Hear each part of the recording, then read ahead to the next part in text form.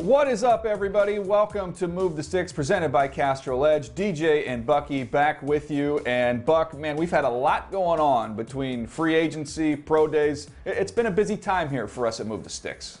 Yeah, very busy time, DJ. It's kind of like the favorite time of year because it's football all the time. Between free agency and prepping for the draft, there's so much football to discuss. You can see on the bottom of the screen where you can find the Move the Sticks podcasts and all of our content. So be on the lookout for that. But we have got a big show coming up today. Bucky's going to have a one-on-one conversation with Trey Sermon, very talented Ohio State running back, to talk about his journey. We're going to look at pro days that have taken place, a big one at the University of Georgia, and then look ahead to some big pro days on the horizon, including Zach Wilson's pro day there at BYU. And then we're also going to do a little journey to the draft, and that is with Jabril Cox, a linebacker who has had quite a journey from North Dakota State to LSU to his future NFL home. So we've got a lot coming up on the show today. But Buck, I figure we start with what's going on in free agency. We've seen a bunch of these trades become official, including the Matthew Stafford-Jared Goff swap.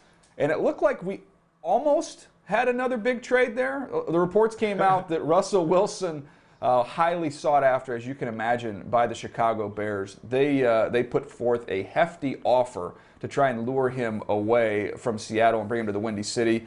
But Seattle, not biting.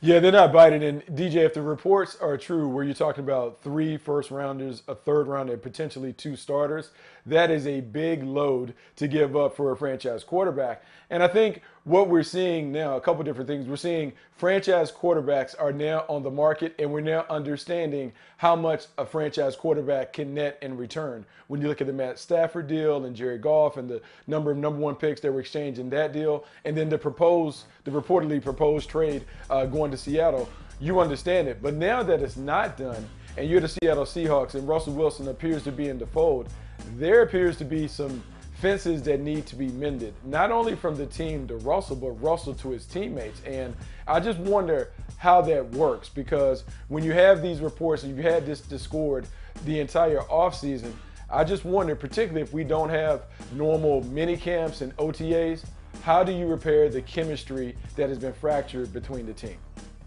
Yeah, it's going to be interesting going forward. I think, when you go back to the trade that didn't happen, they end up signing Andy Dalton, which is really backup money. I don't think that precludes the Bears from making another move there at the quarterback position.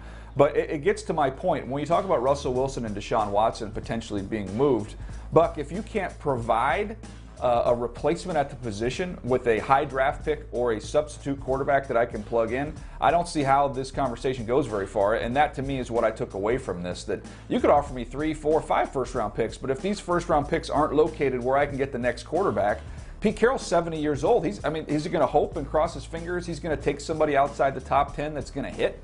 It just didn't make sense from Seattle's standpoint.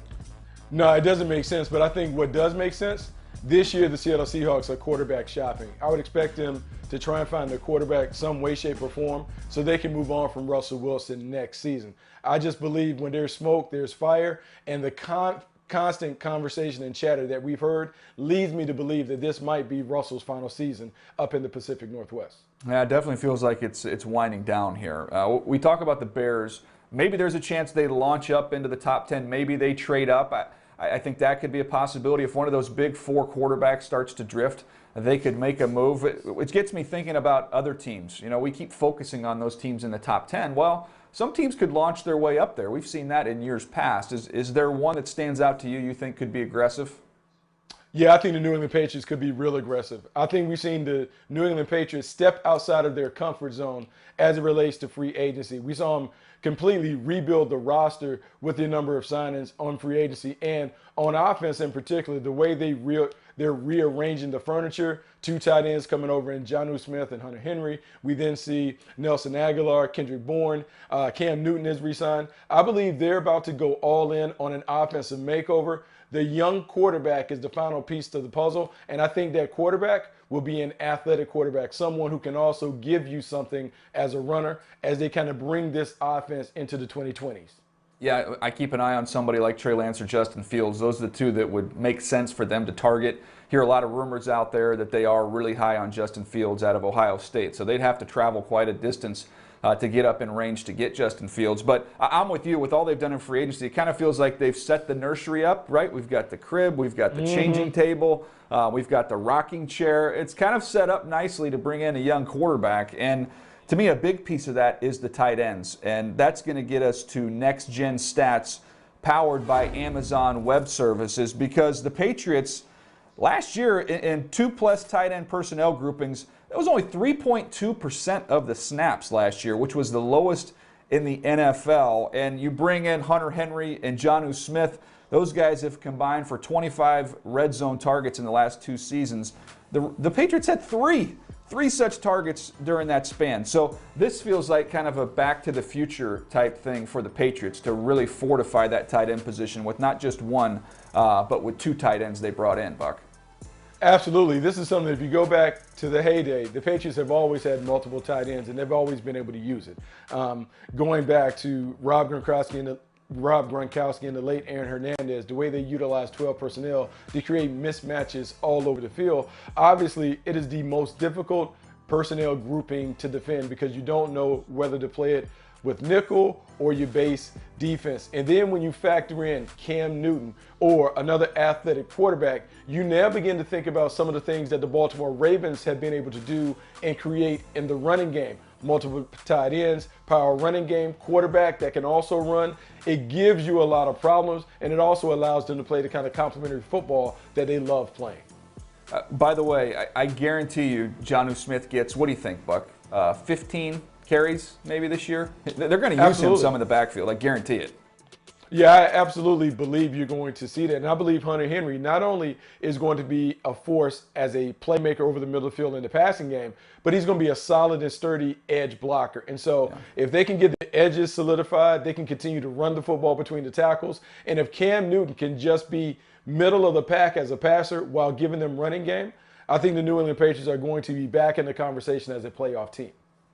All right, well, that was Next Gen Stats powered by Amazon Web Services. And Buck, when we think of other teams, that's a good one there. I mean, I can't argue with that one. I like that concept there, the Patriots moving up for a quarterback. But I'm going to give you another one here because I look at the 49ers sitting there with the 12th overall pick.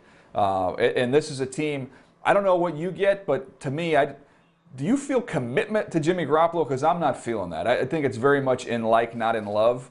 And they have an opportunity just outside the top 10 where they could launch themselves up to get one of these big 4 guys.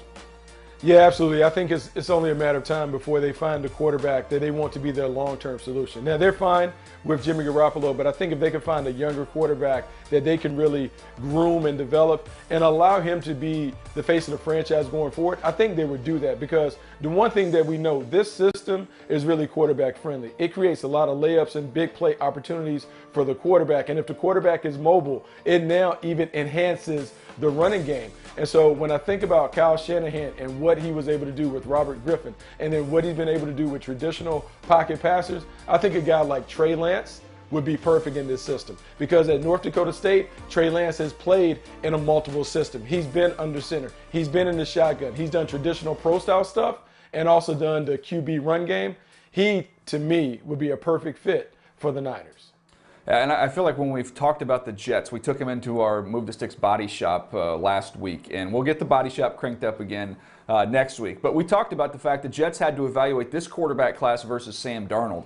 I almost feel like the 49ers, they need to do the same thing with Jimmy Garoppolo and with Sam Darnold. So they need to have their meetings where you're discussing what's the best option for us going forward. Is it sticking with Jimmy Garoppolo? Is it trying to make some type of a trade where we could bring over Sam Darnold to at least compete with Jimmy, if not take his job? Or do we love one of these guys? And we say the big 4, I guess we should throw Mac Jones in there as well, make it the big 5. Or would we rather go that route? That's the discussion that has to be taking place there in Santa Clara.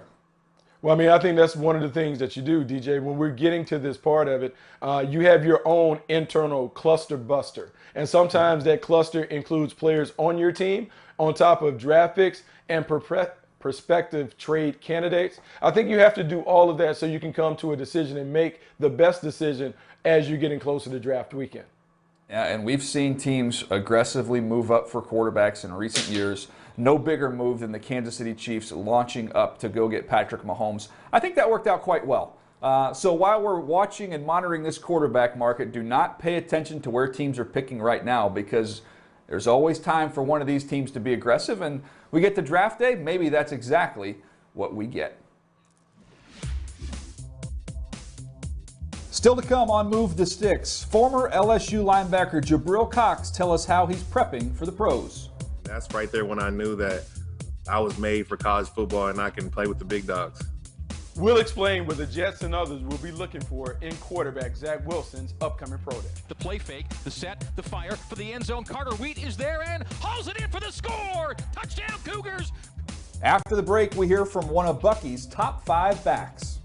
Checks it down to Sermon, who's got space, and a first down, and is still running, hurling men out of bounds. Former Ohio State running back Trey Sermon joins us next.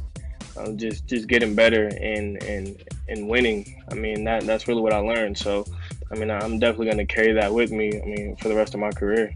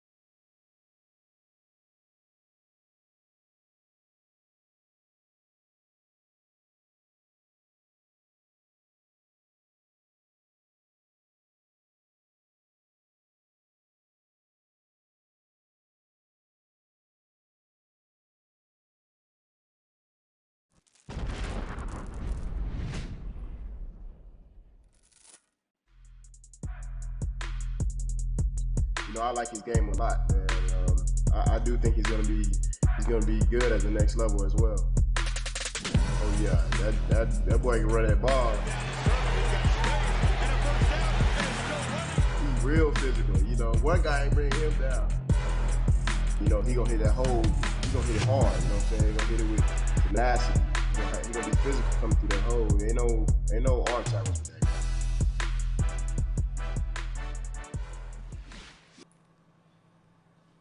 All right, here with Trey Sermon.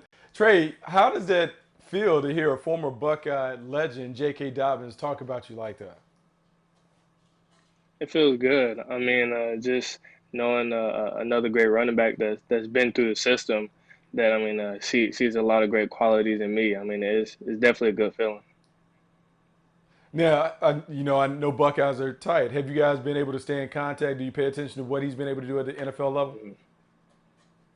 Yes, sir. I definitely watched him throughout the season as he just continued to progress and play at a high level. And we talked quite a bit.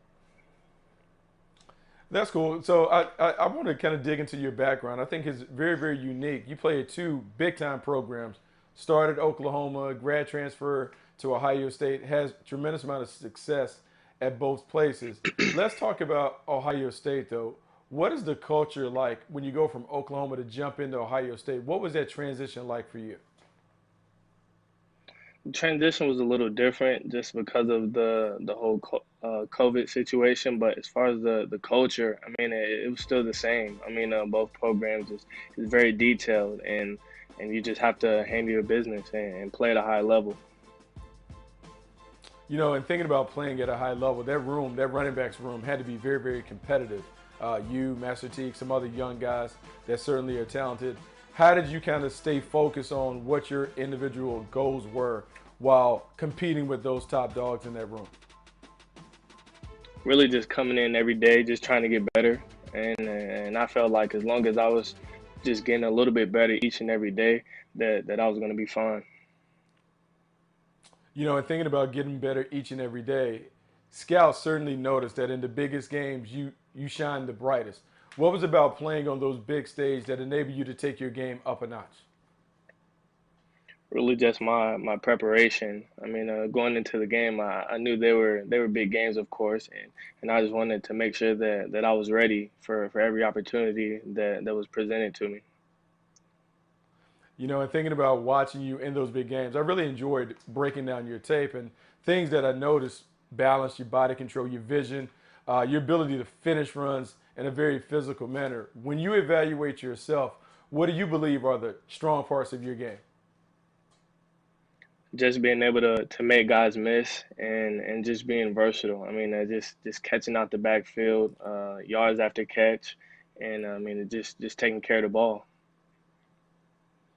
You know, so at Ohio State, you guys went on a tremendous run. You win the Big Ten. You go into the college football playoff.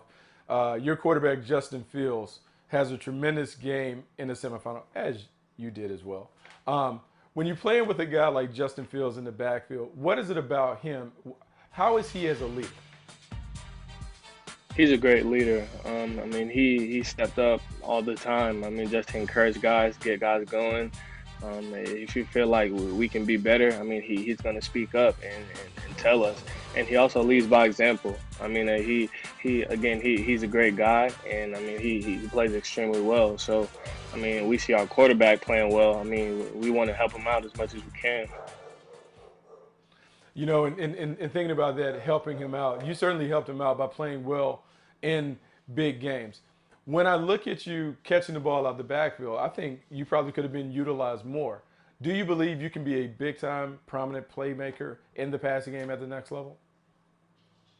Yes, I definitely think so. I mean, I've been catching the ball, I mean, at the backfield since I was a freshman in college. So, I mean, it's never really been nothing new to me. And each year, I mean, I've sharpened up on my routes, just getting better at those. And honestly, I'm able to line up in the slot and run receiver routes as well. So I feel like making this transition that I'll definitely be able to do that at the next level. You know, and thinking about the transition to the next level, going back to your Oklahoma days, man, you've also played with some very, very talented quarterbacks there. Kyler Murray, Jalen Hurts. What did you learn from watching each of those guys play, not only playing beside them at Oklahoma, watching the success that they've had at the next level? What I really took from them, I mean, just going to work every day, and you have to have the right mentality. I mean, each one of those guys, they all had the same mentality, just getting better and winning. I mean, that's really what I learned. So, I mean, I'm definitely going to carry that with me, I mean, for the rest of my career. Well, we are certainly excited to see you continue to move on with your NFL career. Looking forward to watch you work at your pro day. Looking forward to watching you have success in the National Football League. Thanks for joining the Move the Sticks podcast. Trey Sermon, best of luck to you. Thank you. Yeah, I'm always down as a pastor's son to hear some preaching. And Trey Sermon, he gave a nice sermon, a little preaching there in the Big Ten championship game against Northwestern. 331 yards, 2 touchdowns. That's all, Buck. No big deal. Most rushing yards in a conference championship game in FBS history. Not too shabby. Buck, I know he's in your top 5 running backs, and the scouting report on him says what? Oh, he's an outstanding playmaker. And when I look at him, I love the vision, the balance, the body control, the overall physicality, and then DJ, it's the soft hands that he shows as a receiver. Some questions, I worry about his home run speed and his durability because he has had a number of injuries throughout his collegiate career. That said, there's a lot to like about Trey Sermon. Yeah, we see him there in the Buckeye uniform. The Oklahoma transfer, though, Buck, once you look at the video here, it's one thing, put the report out there. Show me a little video on Trey Sermon. and what you like going back to his time at Oklahoma as well as at Ohio State? Well, I think you see it right there. It's to balance the body control, to be able to pull through tackles. He has great vision. You can see the physicality. You can see the toughness, but his ability to separate, even though he doesn't have what I call A-level home run speed, he does find a way to consistently get to the end zone. This is the underrated part of his game, catching the ball out the backfield. I think there's so much more that he can add to an offense as a pass catcher. But DJ, I think the thing that you have to like about him when you do the scouting, in big games, he was able to take over. There you see him slip and slide and get out the back door. Repeatedly, you saw him step his game up during this run that the Buckeyes had, even though it didn't end up in a national championship game victory because he was out early. I think he certainly helped himself by showing that he can put an offense on his back. There are a lot of NFL teams that are looking for 3-down backs. He is definitely one of the best ones that we see in the draft. Yeah, I was bummed he got hurt because we would have seen him down in Mobile at the Reese's Senior Bowl. Unfortunately, wasn't able to participate there. But I'm with you. To me, it's the balance and the physicality that stood out to me, as well as maybe a little underrated with what he can do in the passing attack. He's going to be somebody I think has got a good chance to hear his name called at some point in time on day 2. And he's somebody I believe steps on an NFL field and has an immediate impact. Still to come on Move the Sticks, we reveal which players' pro days are the ones to watch.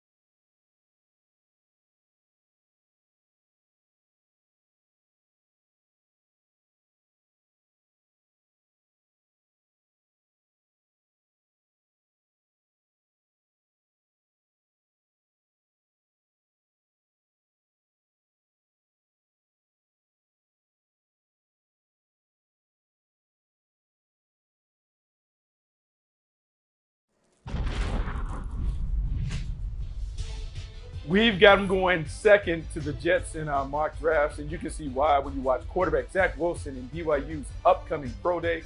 Coverage begins on March 26th at 1 p.m. Eastern on NFL Network. Welcome back to Move the Sticks, presented by Castro Edge. DJ, we talked about BYU quarterback Zach Wilson, one of the top quarterbacks in the class. What are you looking forward to seeing when he shows up at his Pro Day? I want to see how big he is. I mean, let's start there, Buck. I mean, we don't have measurements on Zach Wilson. I mean, I've seen a picture with him and Drew Brees, and I'm trying to gauge, okay, is he an inch taller than Drew Brees? Is he 2 inch taller than Drew Brees? So I just want to see how big he is, how much does he weigh, and then we can get out there and watch him put on a show throwing the football. I really don't have anything I feel like I need to see with him in terms of throws, because I've seen him make every type of throw on schedule and off schedule there at BYU. To me, more than anything else, I just want to see what the dimensions are here on Zach Wilson. I mean, he's a very talented player. I want to see him move around a little bit. You want to see him make some of those throws because he wowed you during the regular season with all of these scripted and unscripted plays that he made for BYU. Well, now let's see him throw it around in a comfortable setting. There's something to seeing big-time quarterbacks throw where you just kind of confirm what it is that you feel about him. I can't wait to see Zach Wilson show off a little bit. All right, give me a couple defensive guys you're looking forward to here. Pro Day's upcoming that you keep an eye on. Well, I want to go to Missouri. Nick Bolton, inside linebacker, is a guy that I am really high on. When I look at him play, he's a sideline-to-sideline playmaker, does a great job of making things happen in between the tackles. And when you think about these guys that succeed at this position, they not only have great instincts and awareness, they also have a mean streak, but they have the range to go from numbers to numbers to make plays. When you watch him play at Missouri, he does that. The other guy that I want to pay attention to, Michigan, defensive end, Kwity Paye. Kwity Paye is an active, high-motor player, does a really good job of overwhelming opponents with his athleticism. Didn't necessarily result in a high volume of sacks, but the disruption is certainly there. I want to see him work out. I want to see him run around. I want to see if I can take his athleticism and put it into practice where we can see more production if he gets with the right coach. Exciting athlete, very intriguing prospect. Want to see what that athleticism could translate at the next level. I'm going to put my numbers out there. I'm going to go Nick Bolton, mid-4.5s, and Kwity Paye. Yeah, he's going to duck below that, Buck. He is going to put on a show there. He is an absolute freak. He's going to test, and we'll be talking about it. One defensive name I would add to that list, let's go to USC and Talanoa Hufanga. Very gifted safety there, one of the best defensive players in the Pac-12 this past season. Always around the football. He's best when he's near the line of scrimmage. You see him as a blitzer. You see him get his hands on these tips and overthrows repeatedly. Just very instinctive and outstanding football player. But he has had some injuries. He's had some shoulder issues. And the question with him is what is his speed? Can he hold up back there in the deep half or in the deep middle? We want to see how fast and how athletic he is from that standpoint with the testing. So we'll keep an eye on that one, Buck. And that's the USC Pro Day, which is coming up soon, March 24th at 11 a.m. Eastern. And we're going to have that for you right here on NFL Network. Check out him with his teammates, Amon-Ra St. Brown, a very gifted wide receiver, Elijah Vera Tucker. Some have as the #1 guard in the entire draft class. I believe a top 15 pick. Again, that's March 24th. Hang with us here at NFL Network, 11 a.m. Eastern. There's plenty more Move the Sticks to come. Just being a versatile player, that's something that is really needed in this game, and it's something that I can bring to it. Up next, former LSU linebacker Jabril Cox discusses his journey all the way from North Dakota to the upcoming draft.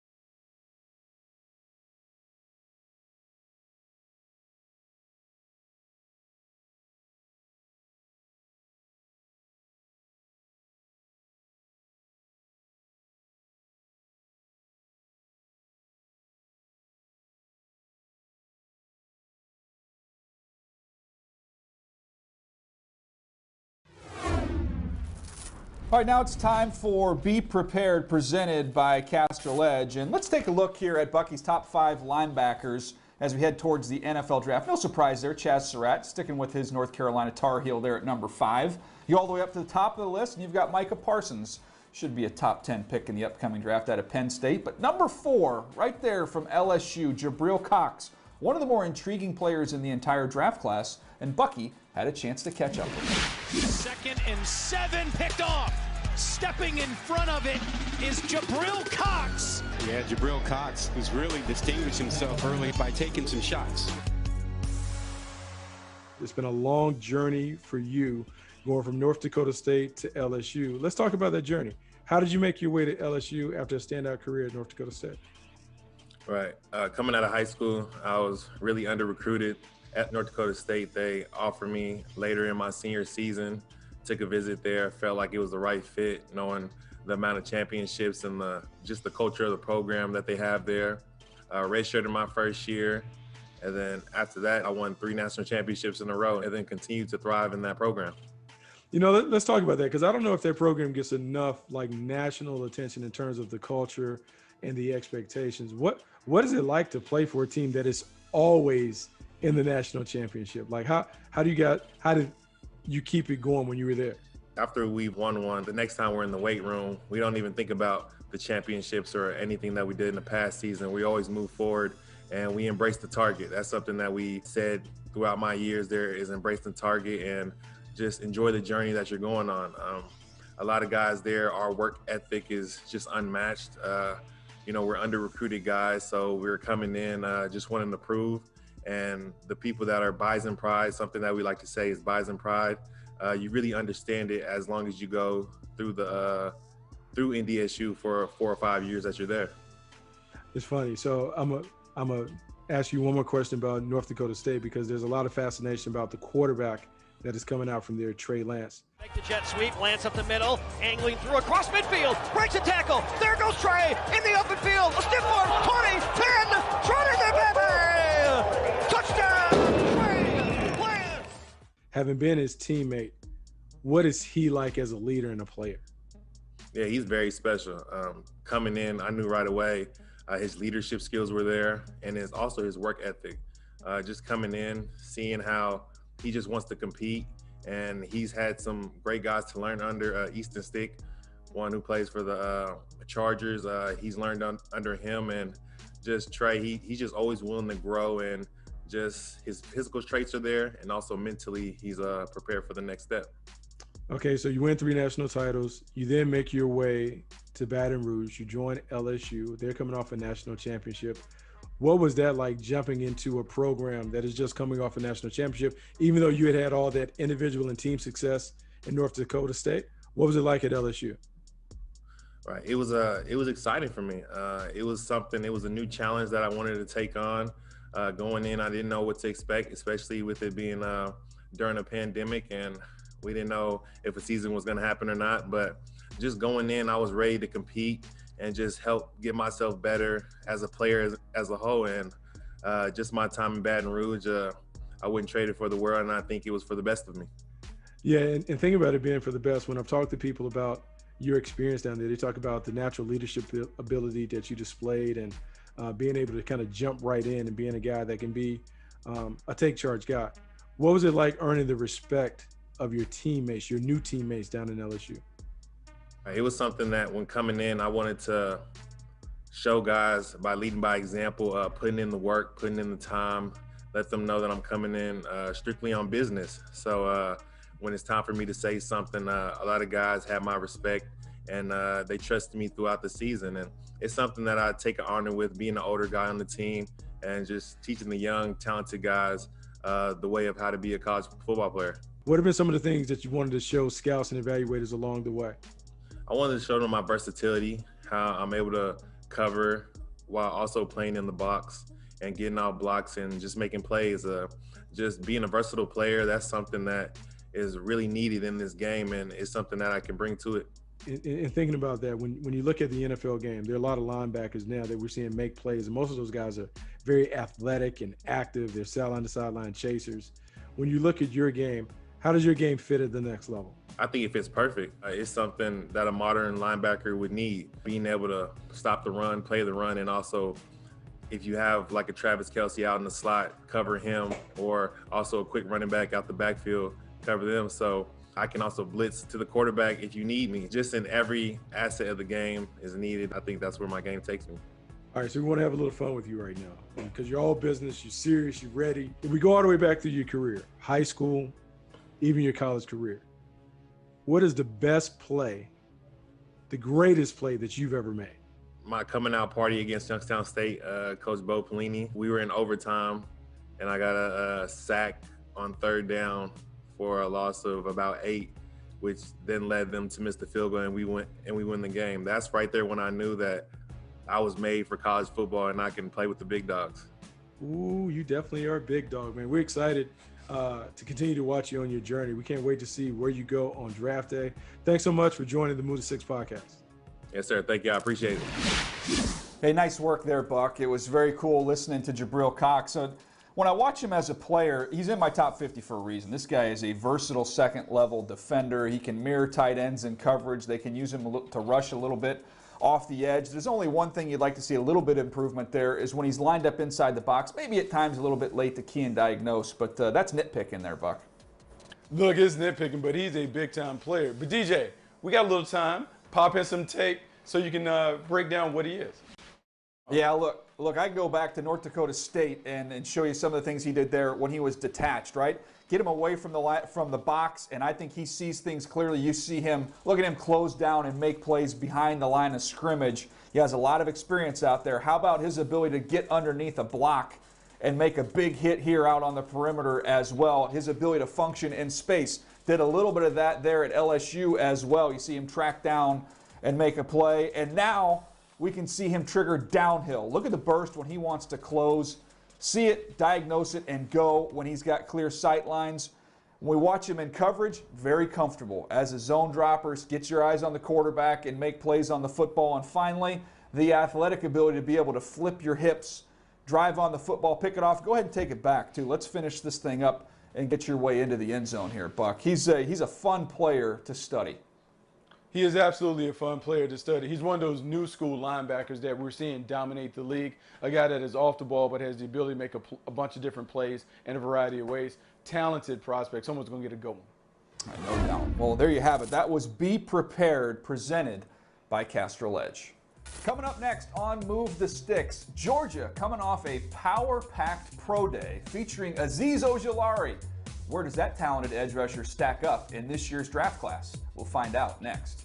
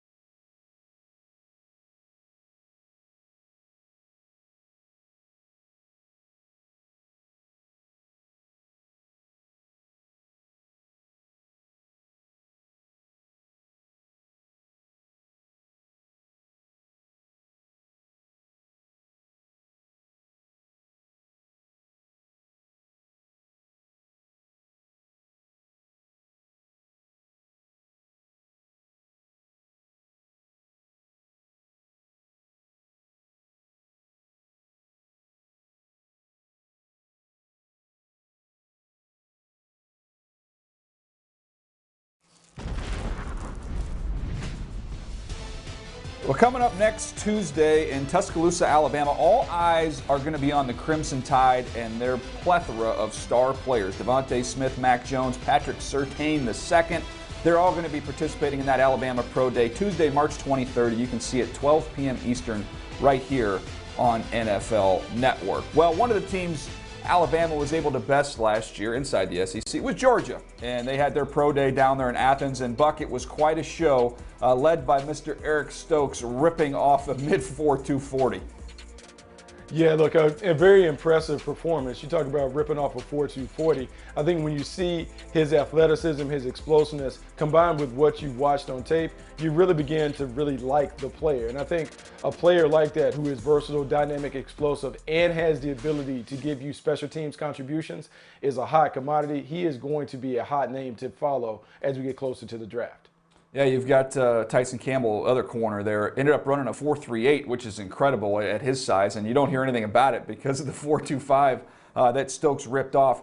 We've talked about him as a little bit as a player. To me, when I watched him, Buck, I saw the speed play. I saw him be able to locate and play the ball, which was impressive. A little bit of a tightness, I thought, in some of his movement. I'd give Campbell the edge in the movement department, but Campbell didn't find the football as well as Stokes. So to me, they're not perfect corners, but they're height, weight, speed guys that they always go in the second round, right? I mean, that's where these guys are going to end up.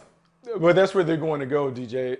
When we think about day two is for the slightly imperfect. You know, slight imperfections in their game, in their technique. You talk about Campbell being a guy that, look, is probably smoother and more fluid when it comes to certain movements, but he doesn't have the ability to find the ball. Stokes is a little stiffer, more explosive, and has better ball skills. And so it comes down to style of play. How do you want to play on the perimeter? But both guys should definitely be gone within the top 100. I think both of these guys have an opportunity to be starters very, very early in their careers. All right. Well, the headliner at the Georgia Pro Day was Azeez Ojulari, the edge rusher there, who had a really nice day. Ended up testing in the low 4.6s. His arms are 34 and change, which is outstanding. Buck, a really, really talented player who I thought really helped himself at this pro day. And you see him moving here. I thought, to me, some of the stiffness you saw on tape, it wasn't as pronounced in the workout. I thought he looked pretty good. Yeah, he did look really good. You worry about when you watch him on tape, he's kind of a one-trick pony. Wins with speed, a little swipe move coming around the edge, a dip and rip. That is the go-to. That's his fastball. And so you wonder, does he have anything? Does he have the athleticism to be able to change it up? And at the workout, you saw he certainly is athletic enough to add some tools, to add some pitches to the repertoire. And so that is encouraging. And in a draft where you don't have many frontline, high-end pass rushers, his workout combined with the stuff that he's shown on tape, it moves him up the charts. Well, you mentioned the draft and the edge rushers. Let's take a look here at your top 5 edge rushers in the class. Again, you can go to NFL.com/Bucky Brooks or NFL.com/top5. You can see all these lists here. But looking at this list of names here, Buck, starting with Gregory Rousseau and Jalen Phillips up there at the top, I feel like we've talked a lot about Rousseau. Why don't you tell me a little bit, and better yet, show me a little bit about Jalen Phillips and what you liked about him? Love Jalen Phillips' game because he's a technician. He has some of that Karate Kid in him. I know you like that reference, Mr. Miyagi, with his hand skills. When you see him here, quick against the run, does a great job of chasing it down from behind. His hands are polished, effective. He plays the game like a vet. Here we see him slip up under the block, make another TFL in the backfield. But it's more than that. It's how stout he is. There you see him taking on the puller, stones him, also disrupts the play, blows up the running game. But it's not only that, his athleticism and ability to play in space. Not an A-plus guy that plays in space, but active and instinctive, does a great job. And DJ, we can talk about the motor, particularly when it's the pass rush. Doesn't give up on the play, chases it down. This is what you want to see from a high-end playmaker, someone that plays hard, has technical skills, and is also a relentless competitor. Jalen Phillips shows a lot of impressive tools and traits on tape. Yeah, he is very talented, the former UCLA football player who has really just blossomed there at Miami. I want to get to one of the more fascinating edge rushers who's on your board there, and that's Jason Oweh, edge rusher for Penn State, because as I show you the video, keep in mind this year he did not have a sack. A lot of pressures, but not a lot of production. This is what you see, though, when you study him over the period of his career. You see the speed to win right now off the edge. Can you shorten that corner? Can you get a soft edge? That's exactly what he does. Look at him work on the edge of the tackle there for Michigan State. That was from the previous year, close finish, knocked the ball out. he flashes some of the power. We talk about being heavy on contact. You see flashes of that as he dumps the Iowa tackle there. I believe it was Alaric Jackson, put him on the ground. You see that in a couple games throughout his career where you say, okay, this guy's got some strength. For somebody who's going to rip off a ridiculous 40 time, he does flash a little bit of that power. But again, it's a lot of disruption versus production, which makes his evaluation a little bit tricky, Buck.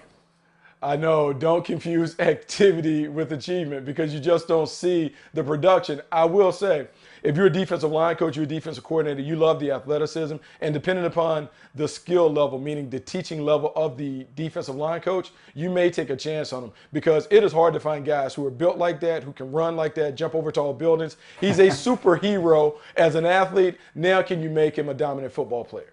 Yeah, you have got a lot to work with. Whoever ends up getting Jason Oweh, going to have a chance to really build up a fantastic football player. Not there yet, but very well could be a tremendous, tremendous tool set. Next on Move the Sticks, it's time for Ask MTS. You ask, we answer after the break.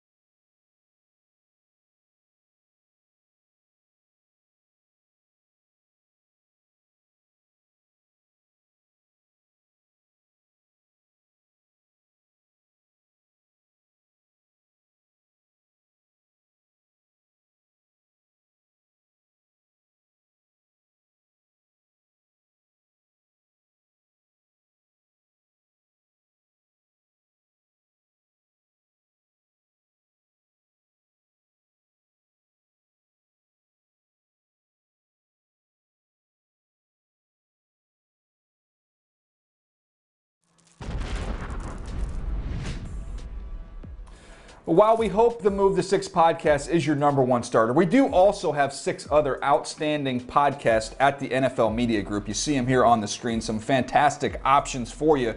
Just go to NFL.com/podcast. You can find it on Spotify, Apple, or your favorite podcast provider. One of those 6 other great podcasts is our buddies at the Around the NFL podcast. And they recently had a chance to discuss a very cloudy future for one former All-Pro running back. You mentioned Le'Veon Bell. Is he even going to get a job this offseason? Is his career over?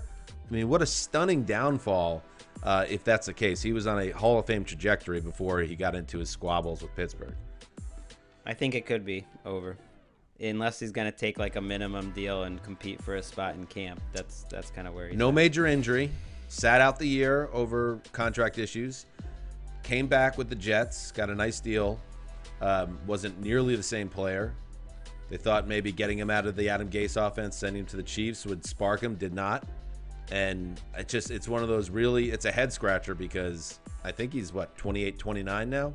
And it's almost like the elite football in his body just disappeared. Yeah, for those wondering why Dan Hanzus is able to sound so great, it's hydration. You can see it there in the clip. You got to stay hydrated. if you're going to sound that beautiful on the podcast. That's Dan's trick. I just let the secret out there. All right, Buck, we put out the hashtag AskMTS on Twitter. Hit us up with some questions, and we have got some good ones to tackle here. So what do you say we get started here with the first one, which comes from the Coffee Sipper. Great name. Love that. Which non-first round wide receiver and running back will teams wish they had taken in the first round? I'll give you that one. Ooh, that's a good one. I would say Rashad Bateman is the wide receiver. Out of Minnesota. Running back out of Minnesota. The running back will be the guy that we've talked about, Trey Sermon. I think Trey Sermon is going to be an outstanding pro just based on how physical and tough he is, plus he has soft hands. I'm gonna go with Javonte Williams and Michael Carter, both those North Carolina backs, which you didn't take, which is surprising. I think both those are going to be really good players. All right, let's get to the next question here. This one, how concerned are teams with Devontae Smith's weight? Which, by the way, we don't know. We're looking forward to seeing at the Alabama Pro Day. Yeah, I think it has to be a concern. When you go back, DJ, and you look at top 10 picks, the last few little wide receivers that have been taken have struggled. John Ross and Tavon Austin, respectively. I worry about just his ability to hold up against the physical rigors on the outside. Talented player, and if you have a gifted schemer, yes, you can create opportunities for him. But I do worry about his ability to hold up on the outside.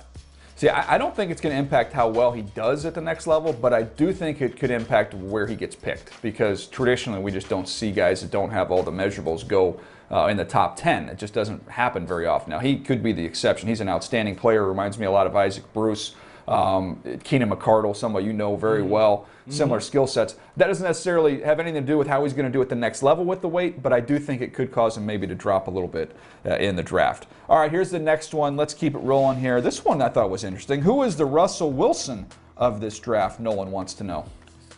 I would say maybe Kellen Mond from Texas A&M. The Senior Bowl MVP has certainly caught the buzz. And when you think about the number of games that he played, playing in Jimbo Fisher's offense, he certainly appears to be well prepared for the next level. He could be someone that kind of does, not necessarily what Russell Wilson does, but look at what Jalen Hurts was able to do in Philadelphia. Kellen Mond might be the next guy to come from nowhere to be a starting quarterback. I like that one. I'm going to try and squeeze one more in here. This is from Morph. Great name, Morph. Do you see any version of the draft where the Chiefs move up? I'll take this one, Buck. To me, yeah, absolutely. They could be aggressive here. If they were to see an offensive lineman, it's been an offensive line off season for them. They just brought over Kyle Long to come in with Joe Tooney. I wouldn't be surprised if they had a guy they liked, especially at tackle, if they moved up. Yeah, DJ, I think offensive tackle, that is the sweet spot, not only where the Chiefs are picking, but where all of the tackles tend to fall. I think you could see them move up from the bottom to not quite the mid, but somewhere in the 20s to find an offensive tackle that they really, really like. Now, there you go. There's a good bunch of questions there. Nice job, everybody, submitting those questions on hashtag AskMTS. We'll keep that rolling next week. Buck, how excited are you to get back in the body shop next week? We took a week off the body shop. We want to give free agency their due. We're back in the body shop next week. I'm excited to get back in the body shop and see what I can do, because anyone who knows me knows I don't normally get up on the cars to fix them. That's not my deal. Yeah, we're coming back next week. It's going to be the Miami Dolphins. We're putting them in the body shop, see if we can't fix that franchise with what they could do in the upcoming draft. I want to encourage you guys to check out the podcast, NFL.com/podcast. You can find us there. Thanks for watching. Move the Sticks, presented by Castrol Edge.